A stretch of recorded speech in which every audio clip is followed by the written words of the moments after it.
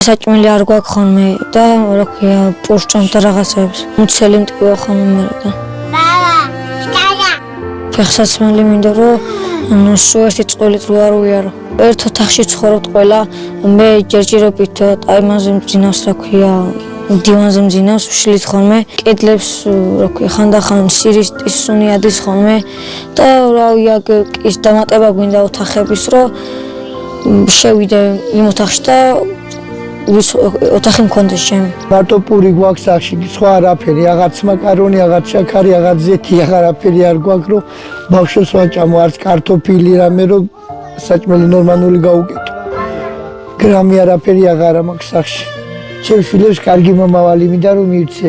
ჩემ ბიჭსაც კი ეხათრება ცოტა ვიდეოს გადაღება რომ ვიღებ დედიკო სირცხვილიაო რომ აწუხებთ ხალხსაო და დედი სირცხვილი არ არის ჩემ ბიჭი.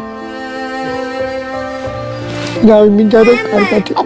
ცუდათა ვარ და გამონაყარი მაქვს ბოდიში თქვენთან თელ სხეულზე. რატო აჩენთო ბავშვებსა თავრობამ გირჩინოთო ბავშვებიო მაგიტო აჩენთო რომ უთხრა ეგ როგორ შეიძლება მეთქი მაგას რომ ლაპარაკ ღმერთის არ გეშინიათ მეთქი.